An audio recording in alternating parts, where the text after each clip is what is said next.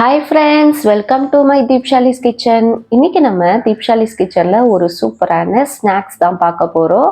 நம்ம சேனலில் ஆல்ரெடி நிறைய ஸ்நாக்ஸ் ரெசிபிஸ் அப்லோட் பண்ணியிருக்கேன். அதோடைய வீடியோ லிங்க்கும் நான் கீழே டிஸ்கிரிப்ஷனில் கொடுக்குறேன், மறக்காமல் செக் பண்ணி பாருங்கள். வாங்க இதை எப்படி செய்கிறதுன்னு பார்க்கலாம். ஃபஸ்ட்டு ஒரு 3/4 கப் அளவுக்கு நான் உருளைக்கிழங்கை துருவி எடுத்து வச்சுருக்கேன். இது ஒரு 2 பெரிய உருளைக்கிழங்கு துருவி எடுத்துக்குங்க. இப்போ துருவின உருளைக்கிழங்க நம்ம தண்ணியெல்லாம் வடிகட்டி பிழிஞ்சு எடுத்துக்கலாம். இந்த மாதிரி இறுக்கி பிழிஞ்சிங்கன்னா அதில் இருக்க தண்ணியெல்லாம் வந்துடும். இதை ஒரு பவுலில் போட்டுக்கலாம்.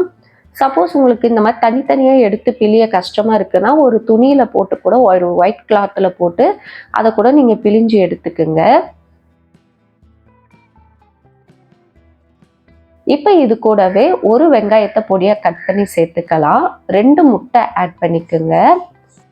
இது கூடவே மைதா மாவு ஒரு 4 டீஸ்பூன் ஆட் பண்ணிக்கோங்க. சப்போஸ் உங்களுக்கு மைதா மாவு வேண்டாம் அப்படின்னா அரிசி மாவு கூட நீங்கள் ஆட் பண்ணிக்கலாம். ஒரு 3 டீஸ்பூன் அளவுக்கு அரிசி மாவு சேர்த்துக்குங்க.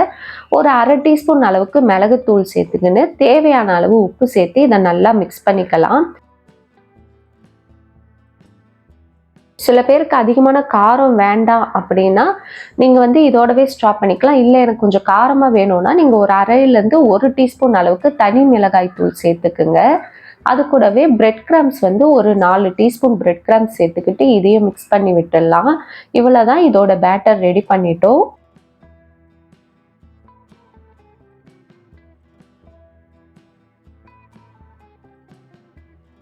ஒரு பேனில் கொஞ்சமாக ஆயில் அப்ளை பண்ணிவிட்டு ஒரு டேபிள் ஸ்பூன் அளவுக்கு இந்த மிக்சரை எடுத்து நம்ம கட்லெட் ஷேப்பில் லைட்டாக நீங்கள் இதை ஸ்ப்ரெட் பண்ணி விட்டுருங்க. நீங்கள் இதை ஒரு பெரிய அடை சைஸுக்கும் ஊற்றலாம். இது நீங்கள் மார்னிங் பிரேக்ஃபாஸ்ட்டுக்கு டின்னருக்கு கூட இதை நீங்கள் சேர்த்துக்கலாம். ஸ்நாக்ஸாக மட்டும் இல்லை, பிரேக்ஃபாஸ்ட்டு டின்னருக்கும் இதை நீங்கள் சாப்பிட்லாம். நீங்கள் அடை சைஸில் தட்டினீங்கன்னா ரொம்ப நல்லாயிருக்கும். அது பிரேக்ஃபாஸ்ட்டுக்கெலாம் சூப்பராக இருக்கும். இந்த மாதிரி சின்ன சின்னதாக நீங்கள் போட்டு கொடுக்கும்போது வடை சைஸில் இது ஈவினிங் ஸ்நாக்ஸுக்கு நல்லாயிருக்கும்.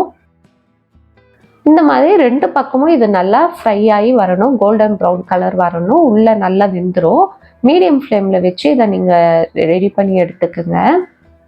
அவ்வளோதான், நல்லா மேலே கிறிஸ்பியாக இருக்கும், உள்ளே சாஃப்டாக இருக்கும், டேஸ்ட்டும் ரொம்ப நல்லாயிருக்கும். ஒரு அருமையான ஒரு ஸ்நாக்ஸ் இது. கண்டிப்பாக இதை ட்ரை பண்ணி பாருங்கள். நம்ம சேனலில் நிறைய ஸ்நாக்ஸ் ரெசிபிஸ் இருக்குது, நீங்கள் அதையும் மறக்காமல் செக் பண்ணி பாருங்கள். இந்த வீடியோ உங்களுக்கு பிடிச்சிருந்தால் லைக் பண்ணுங்கள், ஷேர் பண்ணுங்கள், சப்ஸ்கிரைப் பண்ணுங்கள். இன்னொரு வீடியோவில் உங்களை சந்திக்கிறேன். பாய் பாய் ஃப்ரெண்ட்ஸ்.